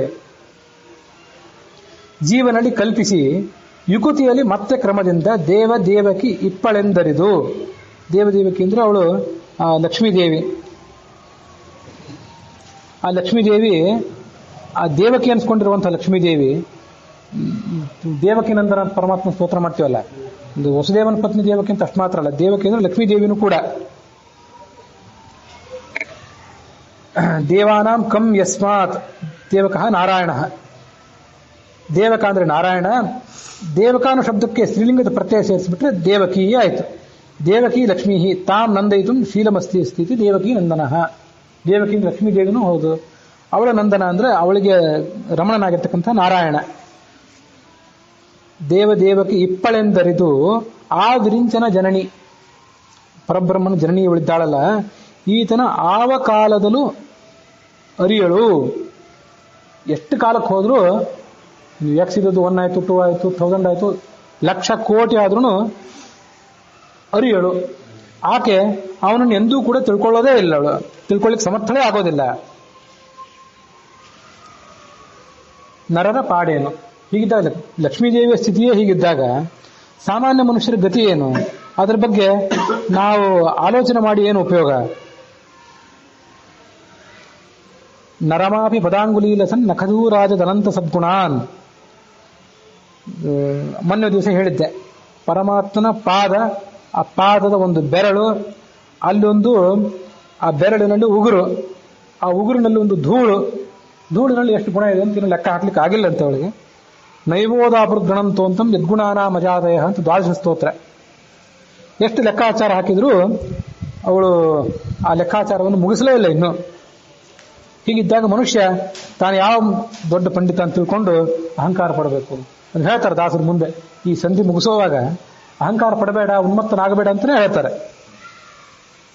ಕ್ಷೀರದಧಿ ನವನೀತ ಘೃತದೋಳು ಸೌರಭ ರಸಾಹ್ವಯ ನೆನೆಸಿ ಶಾಂತಿ ರಮಣ ಜ್ಞಾನ ಕ್ರಿಯೇಚ್ಛಾಶಕ್ತಿ ಎಂದೆಂಬ ಈರೆರಡು ನಾಮದಲ್ಲಿ ಕರೆಸುವ ಭಾರತಿ ವಾಗ್ದೇವಿ ವಾಯು ಸರೋರುಹಾಸನರೆಲ್ಲ ನೆಲೆಸಿಹರು ಎಲ್ಲ ಕಾಲದಲ್ಲಿ. ಇದು ಹಾಲು, ಮೊಸರು, ಬೆಣ್ಣೆ, ತುಪ್ಪ ಇವುಗಳಲ್ಲೆಲ್ಲ ಸೌರಭ ಕರೆಸ್ಕೊಂಡಿದ್ದಾನಂತ ಪರಮಾತ್ಮ. ಜ್ಞಾನಿಗಳಿಗೆ ಅಭಿಪ್ರಾಯ ಪಡ್ತಾರೆ. ಇದೇನೋ ಆ ಭೋಜನದ ವಿಭಾಗ ಸಂಧಿ ಅಂತ ಬಂದಿತ್ತಲ್ಲ ಹಿಂದೊಮ್ಮೆ, ಅಲ್ಲಿ ಪದ್ಯ ಇದೇನು ಸೇರ್ಕೊಂಡಿತ್ತೇನೋ, ಅದು ಬರೆಯೋವರ ಅಚಾತುರ್ಯದಿಂದಾಗಿ ಏನಾದರೂ ಇಲ್ಲಿ ಬಂದು ಸೇರ್ಕೊಂಡಿರಬಹುದೇನೋ ಅಂತ ಕೆಲವರು ಜ್ಞಾನಿಗಳು ಅಭಿಪ್ರಾಯ ಪಡ್ತಾರೆ. ಅದೇನಿದೆಯೋ ಗೊತ್ತಾಗೋದಿಲ್ಲ. ಅಂತೂ ಇಲ್ಲಿ ಪದ್ಯ ಇದೆ, ಅದರ ಅರ್ಥ ತಿಳ್ಕೊಂಡು ಮುಂದೆ ಹೋಗೋದು ನಮ್ಮ ಕೆಲಸ. ಕ್ಷೀರ ಅಂದ್ರೆ ಹಾಲು, ದಧಿ ಅಂದ್ರೆ ಮೊಸರು, ನವನೀತ ಅಂದ್ರೆ ಬೆಣ್ಣೆ, ಘೃತ ಅಂದ್ರೆ ತುಪ್ಪ. ಅಲ್ಲಿ ಸೌರಭ ಅಂತ ಕರ್ಸ್ಕೊಂಡಿದ್ದಾನೆ ಪರಮಾತ್ಮ. ರಸಾಫಯ ನೆನೆಸಿ ಶಾಂತಿರಮಣನ ಅನಿರುದ್ಧ ಅಲ್ಲಿದ್ದಾನೆ. ಅವನ ಜ್ಞಾನ, ಕ್ರಿಯಾ ಅಂದ್ರೆ ಅವನ ಕೆಲಸ, ಇಚ್ಛಾ ಅಂದ್ರೆ ಅವನು ಮಾಡಬೇಕು ಅಂತ ಅವನ ಸಂಕಲ್ಪ, ಶಕ್ತಿ ಅಂದ್ರೆ ಅವನ ಸಾಮರ್ಥ್ಯ. ಅದಕ್ಕೆ ಭಾರತಿ, ಸರಸ್ವತಿ, ವಾಯು ಮತ್ತು ಬ್ರಹ್ಮ ಇವರೆಲ್ಲರೂ ಕೂಡ ಅಭಿಮಾನಿಗಳಾಗಿದ್ದಾರೆ. ಈ ಹಾಲು, ಮೊಸರು, ಬೆಣ್ಣೆ, ತುಪ್ಪ ಇವುಗಳಿಗೆ ಭಾರತಿ, ಸರಸ್ವತಿ, ವಾಯು ಮತ್ತು ಬ್ರಹ್ಮದೇವರು ಅಭಿಮಾನಿಗಳಾಗಿದ್ದಾರೆ. ಅವುಗಳೊಳಗಿರುವಂಥ ಒಂದು ಸುಗಂಧ ಮತ್ತು ಅದರೊಳಗಿರುವಂಥ ಒಂದು ರುಚಿ, ಅದಕ್ಕೆ ಈ ಅನಿರುದ್ಧ ರೂಪರಾದಂಥ ಭಗವಂತ ನಿಯಾಮಕನಾಗಿದ್ದಾನೆ. ಅವನು ಜ್ಞಾನ, ಕ್ರಿಯಾ, ಇಚ್ಛಾ, ಶಕ್ತಿ ಎನ್ನುವಂಥ 4 ರೂಪಗಳಿಂದ ಅಲ್ಲೆಲ್ಲ ವಾಸ ಮಾಡಿಕೊಂಡಿದ್ದಾನೆ. ವಸುಗಳೆಂಟು, ನವಪ್ರದೇಶರು, ಶ್ವಸನಗಣ 50, ಏಕಾದಶ ದಿವಾಕರರ ಇನಿತು ರುದ್ರರು, ಅಶ್ವಿನಿಗಳೆರಡು, ದಶ ವಿಹೀನ ಶತಾಖ್ಯ ಈ ಸುಮನಸರೊಳಗೆ ಚತುರಾತ್ಮ ನಿಯಾಮಿಸುವ ಬ್ರಹ್ಮ, ಸಮೀರ, ಖಗಪ, ಫಣೀಂದ್ರರ ಒಳಗಿರ್ದು.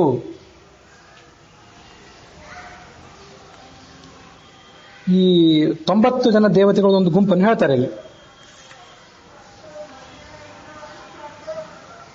ಅವ್ರು ಯಾರ್ಯಾರು ಅಂದ್ರೆ 8 ಜನ ವಸುಗಳು, ಮತ್ತೆ 9 ಜನ ಪ್ರಜಾಪತಿಗಳಿದ್ದಾರೆ.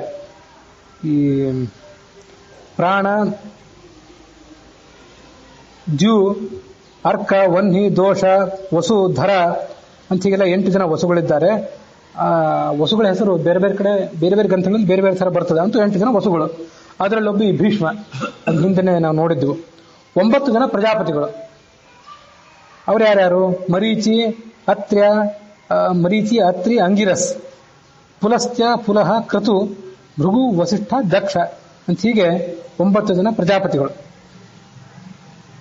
9 ಪ್ರಜಾಪತಿಗಳು. ಮತ್ತೆ ಮರುದ್ಗಣದ ಶ್ವಸನ ಅಂತಂದ್ರೆ ಗಾಳಿ ಅಂತ ಅರ್ಥ. ಅದೇ ಮರುದ್ಗಣದ 50 ಅಂತ ಇಲ್ಲೊಂದು ಪಾಠ ಇದೆ. ಪಾಠದ ಬಗ್ಗೆ ಆಮೇಲೆ ಹೇಳ್ತೀನಿ ಅದು ಎಷ್ಟು ಆಗಬಹುದು ಅಂತ ಹೇಳಿ. ಶ್ವಸನಗಣ 50, ಏಕಾದಶ ದಿವಾಕರರು ಅಂದ್ರೆ ಸೂರ್ಯರು ಅಂತ ಅರ್ಥ. ಸೂರ್ಯರು ಅಂದ್ರೆ ಅದನ್ನ ಆದಿತ್ಯ ಅಂತ ಶಬ್ದದಿಂದ ಇಟ್ಕೋಬೇಕು. ಏಕಾದಶ ಆದಿತ್ಯರು, ಒಟ್ಟಾರೆ 12 ಆದಿತ್ಯರು, 12 ಜನ ಆದಿತ್ಯರಿದ್ದಾರೆ. ಅದರಲ್ಲೊಬ್ಬ ಪರಮಾತ್ಮನೇ, ಅವನನ್ನು ಬಿಟ್ಟು ಬಿಡಬೇಕು, ಉಳಿದ ಆದಿತ್ಯರು. ಅದಕ್ಕಾಗಿ ಏಕಾದಶ ಆದಿತ್ಯರು ಅಂತ ಹೇಳಿದರು. ಇಲ್ಲಿ ಏಕಾದಶಿ ದಿವಾಕರರು ಅಂತ ಹೇಳಿದರು. ದಿವಾಕರ ಅಂತಂದ್ರೆ ಆ ಶಬ್ದದಿಂದ ಆದಿತ್ಯರು ಅಂತ ತಿಳ್ಕೊಳ್ಬೇಕು. 12 ಆದಿತ್ಯರು ಅಂತ ಹೆಸರು ಕರೆಯೋದೇ ರೂಢಿ. ಏಕಾದಶಿ ದಿವಾಕರರು, ಇನಿತು ರುದ್ರರು, ಅಷ್ಟೇ ಜನ ರುದ್ರರಿದ್ದಾರೆ, ಏಕಾದಶಿ ರುದ್ರರಿದ್ದಾರೆ. ಅಶ್ವಿನಿಗಳು 2, ನಾಸತ್ಯ, ದಸರಾ ಅಂತ 2 ಅಶ್ವಿನಿ ದೇವತೆಗಳಿದ್ದಾರೆ. ಹೀಗೆ ದಶವಿಹೀನ ಶತಾಖ್ಯ, ಶತ ಅಂದ್ರೆ 100, ದಶವಿಹೀನ ಶತ ಅಂದ್ರೆ ಅದೇ 4:45 ಅಂತೀವಲ್ಲ, ಹಂಗಿದ್ದಂಗೆ. ಒಂದು ಕಾಲು, ಒಂದು 15 ನಿಮಿಷ ಕಡಿಮೆ 5 ಗಂಟೆ ಅಂದ್ರೆ 4:45 ಅಂತ ಅರ್ಥ. 4 ಗಂಟೆ 45 ನಿಮಿಷ. ಹಾಗೆ ದಶವಿಹೀನ ಶತಾಖ್ಯ ಅಂದ್ರೆ 90 ಈ ಸುಮನಸರೊಳಗೆ, ಈ 90 ದೇವತೆಗಳೊಳಗೆ ಅವನಿದ್ದು ಚತುರಾತ್ಮ, ವಾಸುದೇವ, ಸಂಕರ್ಷಣ, ಪ್ರದ್ಯುಮ್ನ, ಅನಿರುದ್ಧ ಅನ್ಸ್ಕೊಂಡಿರುವಂತಹ ಭಗವಂತ ನಿಯಾಮಿಸುವ, ಅವರನ್ನು ಆತ ನಿಯಾಮಿಸ್ತಾನೆ. ಇಲ್ಲೂ ನೋಡಿ ಇದನ್ನ ಹೀಗೆ ತಿಳ್ಕೊಳ್ಬೇಕು. ವಾಸ್ತವಿಕವಾಗಿ ನಿಯಾಮಿಸುವ, ನಿಯಮನ ಅಂದ್ರೆ ಕಂಟ್ರೋಲ್ ಮಾಡೋದು, ಹತೋಟಿಯಲ್ಲಿ ಇಟ್ಕೊಳ್ಳೋದು. ನಿಯಾಮಿಸುವ ಅಂತ ದೀರ್ಘ ಹಾಕಿ ತಗೊಂಡ್ರು ಅದೇ ಬಹಳ ದುಡ್ಡಿದ್ದಂಗೆ, ಪೂರ್ಣವಾಗಿ ತನ್ನ ಹಿಡಿತದಲ್ಲಿ ಇಟ್ಕೊಂಡಿದ್ದಾನೆ. ಛಂದಸ್ಸಿಗನುಗುಣವಾಗಿ ನೀ ಅಂತ ಬೇಕು, ಸರಿ. ಸುಮನಸರೊಳಗೆ ಚತುರಾತ್ಮ ನಿಯಾಮಿಸುವ, ದೀರ್ಘ ಬೇಕು, ಹೌದು. ಆದರೆ ದೀರ್ಘ ಪ್ರಯೋಗ ಮಾಡ್ಲಿಕ್ಕೆ ಒಂದು ಕಾರಣನೂ ಇದೆ. ಪೂರ್ಣವಾದ ಹತೋಟಿ ಅಂತ ತಿಳ್ಕೊಂಡ್ಬಿಟ್ರೆ ಎಲ್ಲ ಹೊಂದುತ್ತದೆ. ನಿಯಾಮಿಸುವ ಬ್ರಹ್ಮ, ಸಮೀರ, ಖಗಪ, ಫಣೀಂದ್ರರೊಳಗೆ ಇರ್ದು. ಬ್ರಹ್ಮನಲ್ಲಿದ್ದಾನೆ, ಸಮೀರ ಅಂದ್ರೆ ವಾಯುವಿನಲ್ಲಿದ್ದಾನೆ, ಖಗ ಅಂದ್ರೆ ಇದು ಆಕಾಶದಲ್ಲಿ ಸಂಚಾರ ಮಾಡುವಂಥ ಪಕ್ಷಿ, ಅದರ ಪ ಅಂದ್ರೆ ಈ ಗರುಡ, ಫಣೀಂದ್ರ ಅಂದ್ರೆ ಹೆಡೆಯುಳ್ಳಂಥ ಹಾವು, ಅದರ ಇಂದ್ರ ಅಂದ್ರೆ ಶೇಷ, ಅವರ ಒಳಗಿದ್ದು ಅವನೇ ನಿಯಮಿಸ್ತಾನೆ. ಪುಸ್ತಕ ಇಟ್ಕೊಂಡು ಈಗಾಗಲೇ ಯಾರು ಕೇಳ್ತಿದ್ರೆ ಅವರ ಪಾಠಗಳನ್ನು ಗಮನಿಸಬೇಕು. ಅಶ್ವಿನಿಗಳು 2 ಅಂತ ಒಂದು, ಇಲ್ಲಿ ನನ್ನ ಹತ್ರ ಇರುವ 2 ಪುಸ್ತಕದಲ್ಲಿ ಅಶ್ವಿನಿಗಳು 1 ಅಂತ ಒಂದು ಕಡೆ ಇದೆ, ಅಶ್ವಿನಿಗಳು 2 ಅಂತ ಮತ್ತೊಂದು ಕಡೆ ಇದೆ. ಅದು ಏನೇನು ಪಾಠ ಇದೆ ಅಂತ ಗಮನಿಸಬೇಕು. ಅಶ್ವಿನಿಗಳು 2 ಅಂತ ಅನ್ನೋದೇ ಯೋಗ್ಯ. ಮತ್ತೆ ಶ್ವಸನಗಣ 50 ಅಂತಿದೆ ಇಲ್ಲಿ.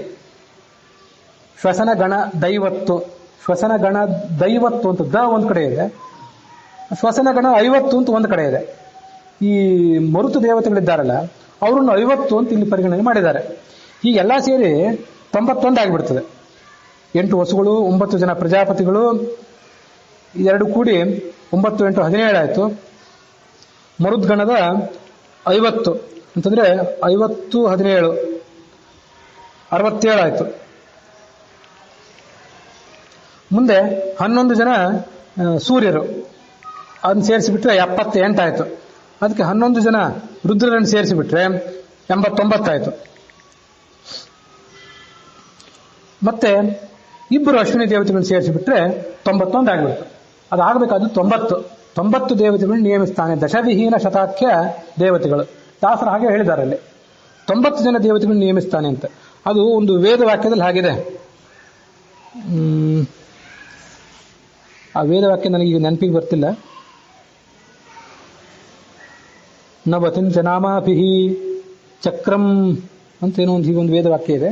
ಅಂತೂ 90 ಜನರ ದೇವತೆಗಳ ಒಂದು ಗುಂಪನ್ನ ಚಕ್ರ ತಿರುಗಿಸ್ತಾನೆ, ಅವನು ಅನಾಯಾಸವಾಗಿ ತಿರುಗಿಸ್ತಾನೆ ಅಂತ ಒಂದು ವೇದ ವಾಕ್ಯದ ಋಗ್ವೇದದ ಮಾತಿರ್ಬೇಕದು. ಹಾಗೊಂದು ಮಾತಿದೆ. 90 ಆಗ್ಬೇಕಲ್ಲ, ಈ ಲೆಕ್ಕ ಹಾಕಿಬಿಟ್ರೆ 91 ಆಗಿಬಿಡ್ತು. ಅದಕ್ಕೆ ಏನ್ ಮಾಡಬೇಕು ಅಂತಂದ್ರೆ, ನಾನಾ ಥರದ ವ್ಯಾಖ್ಯಾನಕಾರರು, ಪ್ರವಚನಕಾರರೆಲ್ಲ ಅದನ್ನ ಬೇರೆ ಬೇರೆ ತರ ಹೇಳ್ತಾರೆ. ಇಲ್ಲಿ ಈ ಅಶ್ವಿನಿಗಳು 2 ಅಂತಿದೆಯಲ್ಲ, ಆ 2 ಇದನ್ನು ಒಂದೇ ಅಂತ ತಿಳ್ಕೊಂಡ್ಬಿಡ್ಬೇಕು. ಅದಕ್ಕಾಗಿ ಅಶ್ವಿನಿಗಳು 1 ಅಂತಲೇ ಇಲ್ಲೊಂದು ಪುಸ್ತಕದಲ್ಲಿ ಹಾಗೆ ಪಾಠ ಇದೆ. ಅಶ್ವಿನಿಗಳು 1 ಅಂತ ಇಟ್ಕೊಂಡ್ಬಿಟ್ರೆ, ಅಂದ್ರೆ ದೇವತೆಗಳು ಇಬ್ಬರು ಆದ್ರೂ ಗುಂಪು ಒಂದೇ, ಅದಕ್ಕಾಗಿ 1 ಅಂತ ಇಟ್ಕೊಂಡ್ಬಿಟ್ರೆ 90 ಆಗಿಬಿಡುತ್ತೆ. 89 + 1 ಇಟ್ಕೊಂಡ್ಬಿಟ್ರೆ 90 ಆಗಿಬಿಡ್ತದೆ. ಹೀಗೆ ಸುಲಭವಾಗಿ 91 ಮಾಡ್ತಾರೆ, ಕೆಲವರು ಮಾಡಿದ್ದಾರೆ. ಆದರೆ ಅಶ್ವಿನಿ ದೇವತೆಗಳು ವಾಸ್ತವಿಕವಾಗಿ ಇಬ್ಬರೇ ಅಲ್ಲ. ಈ ಇಬ್ಬರು ದೇವತೆಗಳನ್ನು ಗುಂಪು 1 ಅಂತ ಇಟ್ಕೊಂಡು 1 ಅಂತ ಇಟ್ಕೊಳ್ಳೋದಾದ್ರೆ, ವಸುಗಳು ಅವ್ರು 8 ಜನ, ಹೌದು, ಗುಂಪು ಒಂದೇ ಅಲ್ಲ ಅವ್ರದ್ದು 1 ಅಂತ ಇಟ್ಕೊಳ್ಳೋದು. 9 ಜನ ಪ್ರಜಾಪತಿಗಳು ಅವ್ರನ್ನೂ 1 ಅಂತ ಇಟ್ಕೊಂಡ್ಬಿಡೋದು. 12 ಆದಿತ್ಯರು, ಏಕಾದಶಿ ರುದ್ರರು, ಏಕಾದಶಿ ಆದಿತ್ಯರನ್ನೆಲ್ಲ 1 ಅಂತ ಇಟ್ಕೊಂಡ್ಬಿಟ್ರೆ 90 ಏನ್ ಮಾಡಿದ್ರು ಆಗೋದೇ ಇಲ್ಲ. ಆಮೇಲೆ 90 ಆಗ್ಬೇಕು. ಹಾಗೆ ಅದಕ್ಕೆ ಅಶ್ವಿನಿಗಳು 2 ಅಂತ ಹಾಗೆ ಇರಲಿ. ಈ ಶ್ವಸನಗಣ 50 ಅಂತಿದೆಯಲ್ಲ, ಇದನ್ನು ನಮ್ಮ ಗುರುಗಳೊಬ್ರು ಶ್ವಸನಗಣ 7 ಅಂತ ಮಾಡ್ಕೊಂಡಿದ್ದಾರೆ. ಛಂದಸ್ಸಿಗೆ ಸರಿಯಾಗ್ತದೆ. ವಸುಗಳೆಂಟು ನವ ಪ್ರಜೇಶ್ವರು ಶ್ವಸನಗಣ 7 ಸುವಿದ್ಯೇಂದ್ರ ಸ್ವಾಮಿಗಳು ಈಗ ಹೇಳಿದ್ದಾರೆ. ಅಂದ್ರೆ 7 ಅಂತ ಅನ್ನೋದೇ ಯೋಗ್ಯ. ಯಾಕೆ 7 ಅನ್ನೋದು ಯೋಗ್ಯ ಅಂದ್ರೆ, ಹರಿವಂಶವನ್ನು ಹೇಳಿದ್ದೆ ಹಿಂದೊಂದ್ಸರಿ. ಕಶ್ಯಪರಿಗೆ ದ್ವಿತಿ ಅಂತ ಮಗಳು, ದ್ವಿತಿ ಅಂತ ಪತ್ನಿ, ಅವಳು ಈ ಪರಮಾತ್ಮನನ್ನ, ಇಂದ್ರನನ್ನು ಸೋಲಿಸುವಂತ ಮಗ ಹುಟ್ಟಬೇಕು ಅಂತ ಒಮ್ಮೆ ತಪಸ್ಸು ಪ್ರಾರಂಭ ಮಾಡಿಲ್ಲ. ಆಯ್ತು, ಕಶ್ಯಪರಿಗೆಲ್ಲ ಗೊತ್ತಿತ್ತು ಈ ಉಳಿದೇನು ಸಂಕಲ್ಪ ಈಡೇರೋದಿಲ್ಲ. ಹೆಂಡತಿ ಕೇಳಿದಾಳಲ್ಲ ಅಂತ ಹ್ಞೂ ಅಂದ್ರು. ಎಚ್ಚರ, ವ್ರತ ಮಾಡ್ತಿರೋ, ನಾನು ಹೋಗ್ತೀನಿ ತಪಸ್ಸಿಗೆ ಅಂತ ಹೋದ್ರು. ಇವಳು ಬಹಳ ಎಚ್ಚರಿಕೆಯಿಂದ ತಪಸ್ಸು ಮಾಡ್ತಿದ್ಲು. ಅಲ್ಲಿ ಇಂದ್ರ ಬಂದು ತಾಯಿ ನಿಮ್ ಸೇವೆ ಮಾಡ್ಬೇಕು ಅಂತ. ಇಂದ್ರ ಅದಿತಿ ದೇವಿ ಮಗ, ದಿತಿ ಅವನಿಗೆ ಚಿಕ್ಕಮ್ಮ ಆಗಬೇಕು. ಅವಳ ಹತ್ರ ಬಂದು ಸೇವೆ ಮಾಡ್ತೀನಿ ಅಂತ ಅಂದ್ಲು ಅವಳು. ಆಯ್ತು, ಏನೋ ಸೇವೆ ಮಾಡ್ತಾನೆ ಮಗ ಅಂತ ಇವಳು ಹ್ಞೂ ಅಂದ್ಲು. ಅವನು ಕಾಯ್ತಾ ಇದ್ದ. ಅವನು 100 ವರ್ಷದ ಸೇವೆ ಇತ್ತದು. 99 ವರ್ಷನೋ 99 ದಿವಸನೋ ಏನೋ ಆಗಿತ್ತು. ಅದೆಷ್ಟು ಇನ್ನೊಂದೇ ದಿವಸ ಕೆಲವೇ ಬಾಕಿ ಉಳಿದಿತ್ತು. ಅವಳು ಒಂದು ಬಾರಿ ಮಲಗುವಾಗ ಶೌಚವು ಸರಿಯಾಗಿ ಮಾಡಲಿಲ್ಲ, ಹೀಗೇನೋ ಇದೆ, ಅಲ್ಲಿ ಹರಿವಂಶದಲ್ಲಿ ಬಂದಿತ್ತು, ಅದು ನನಗೆ ನೆನಪಿಲ್ಲ. ಅಂತೂ ಅವಳ ಕಡೆಯಿಂದ ಏನೋ ಒಂದು ಪ್ರಮಾದ ನಡೀತು. ಕೂಡಲೇ ಒಳಗೆ ಹೊಕ್ಕಿಬಿಟ್ಟ ಅವನು. ಆ ಪ್ರಮಾದಕ್ಕಾಗಿ ಕಾಯ್ತಿದ್ದ. ಯಾಕೆಂದ್ರೆ 100 ವರ್ಷದ ವ್ರತ ಒಂದು ವೇಳೆ ಮುಗಿದು ಹೋಗಿಬಿಟ್ಟಿದ್ದಾಗಿದ್ರೆ ಈ ಇಂದ್ರನನ್ನು ಕೊಲ್ಲುವಂತ ಮಗನೇ ಹುಟ್ಟುಬಿಡೋ ಸಾಧ್ಯತೆ ಇತ್ತು. ಒಳಗೆ ಹೊಕ್ಕು ಆ ಗರ್ಭವನ್ನ 7 ಭಾಗ ಮಾಡಿದ. ಅದನ್ನು ಅಳ್ಳಿಕ್ಕೆ ಶುರು ಮಾಡ್ತದ್ದು, ರೋದನ ಮಾಡ್ಲಿಕ್ಕೆ ಪ್ರಾರಂಭ ಮಾಡಿತು. ಅದು ಅಳ್ಳಿಕ್ಕೆ ಪ್ರಾರಂಭ ಮಾಡಿದ. ಮಾರುದಹ ಅಂತಂದ ಇವನು, ಅಳಬೇಡಿ ಅಂದ. 7 ಭಾಗ ಮಾಡಿದ ಅದನ್ನ ಈ ವಜ್ರಾಯುಧದಿಂದ. ಅದು ಮತ್ತೂ ಅಳ್ತಾ ಇದ್ದಾಗ ಮತ್ತೂ 7 ಭಾಗ ಮಾಡಿದ. 7 7 49 ಆಯ್ತು. ಅವರಿಗೆ ಮರುತ್ ಅಂತ ಆಯ್ತು. ಮರುತ್ ದೇವತೆಗಳು ಅಂತಿದ್ದಾರೆ. ಮುಖ್ಯ ಪ್ರಾಣ ಅಲ್ಲ, ಮರುತ್ತುಗಳು ಅಂತ ಪ್ರತ್ಯೇಕನೇ ಇದ್ದಾರೆ ಅವರು. ಮೊದಲು 7 ಆಯ್ತು. ಆ 7 ಮತ್ತೆ 7 ಮಾಡಿದ್ರಿಂದ 7 7 49 ಆಯ್ತು. ಅದು 49 ಆದ್ರೆ ಅಶ್ವಿನಿ ದೇವತೆಗಳು 2 ಅಂತ ಇಟ್ಕೊಂಡ್ಬಿಟ್ರೆ ಅದು 90 ಆಗೇ ಆಗ್ತದೆ. ಹಾಗಾಗಿ ಶ್ವಸನಗಣ 50 ಅಂತ ಅಷ್ಟು ಯೋಗ್ಯ ಆಗೋದಿಲ್ಲ. ಶ್ವಸನಗಳ 7 7 ಅಂತಲೇ ಮಾಡ್ಕೊಳ್ಬೇಕು ಅಂತ ಇಲ್ಲೊಂದು ಹೀಗೆ ಸ್ವಾಮಿಗಳು ಹೇಳಿದ್ದಿದೆ. ನಿಮ್ಮೆದ್ರಿಗೆ ಯಾವ್ಯಾವ ಪುಸ್ತಕ ಇದೆಯೋ ಅದಕ್ಕೆ ಯಾವ್ಯಾವ ವ್ಯಾಖ್ಯಾನಕಾರರು ಹೇಗೆ ಮಾಡ್ತಾರೋ ಅದಕ್ಕೆ ಹೊಂದ್ಕೊಂಡು ಆ ಥರ ಮಾಡ್ಕೊಂಡ್ಬಿಟ್ರೆ ಆಯ್ತು. ಇದೊಂದು ಸರಿಯಾಗಿ ಕಾಣಿಸ್ತದೆ. ವಸುಗಳೆಂಟು ನವಪ್ರಜೇಶರು ಶ್ವಸನಗಣ ಏಳೇಳು ಏಕಾದಶ ದಿವಾಕರ ರಿಣಿತು ರುದ್ರರು ಅಶ್ವಿನಿಗಳೆರಡು ದಶವಿಹೀನ ಶತಾಖ್ಯ ಈ ಸುಮನಸರೊಳಗೆ ಚತುರಾತ್ ನೀಯಾಮಿಸುವ ಬ್ರಹ್ಮ ಸಮೀರ ಖಗಪ ಫಣೀಂದ್ರರೊಳಗಿರ್ದು ಅಂದ್ಬಿಟ್ರೆ ಛಂದಸ್ಸು ಸರಿ ಆಗ್ತದೆ. ಹೀಗೆ ಒಂದು ವ್ಯಾಖ್ಯಾನ ಇದೆ. ಅಂತೂ ಅದು ಯಾರ್ಯಾರಿಗೆ ಹೇಗೆ ಹೇಗೆ ಯೋಗ್ಯವೋ ಹಾಗಾಗಿ ಹೊಂದಿಸ್ಕೋಬೇಕು. ಪಾಠ ಏನಿದೆ ಅಂತ, ನಿಜವಾದ ಪಾಠ ಏನಿದೆ ಅಂತ ಕಂಡುಹಿಡ್ಕೊಳ್ಳೋದು ಬಹಳ ಕಷ್ಟ. ಲಿಪಿಕಾರರ ಪ್ರಮಾದದಿಂದಾಗಿ ಮತ್ತು ಎಷ್ಟೆಷ್ಟೋ ಸಮಸ್ಯೆಗಳಿಂದಾಗಿ, ಅಥವಾ ದಾಸರ ಅಭಿಪ್ರಾಯವೇ ಏನಂತ ಗೊತ್ತೇ ಆಗೋದಿಲ್ಲ ಕೆಲವೊಂದು ಸರಿ. ಹಾಗೆಲ್ಲ ವ್ಯತ್ಯಾಸ ಆಗಿರೋ ಸಾಧ್ಯತೆ ಇದೆ. ಅಂತೂ 90 ಜನ ದೇವತೆಗಳು, ಆ 90 ಜನ ದೇವತೆಗಳ ಗುಂಪನ್ನು ತಿರುಗಿಸ್ತಾ ಇರ್ತಾನೆ ಚಕ್ರದಂತೆ. ಅಷ್ಟು ಸಾಮರ್ಥ್ಯ ಒಂದು ಅಂತ ತಿಳ್ಕೊಳ್ಬೇಕು ಅನ್ನುವಲ್ಲಿಗೆ ಆ ಹರಿಕಥಾಮೃತ ಸಾರದ 8ನೇ ಮಾತೃಕಾ ಸಂಧಿ ಏನಿದೆ ಅದರ 27ನೇ ಪದ್ಯದೊಂದಿಗೆ ಇವತ್ತಿನ ಈ ಶ್ರವಣ ಸಮಾಪ್ತಿಯನ್ನು ಕಂಡಿದೆ.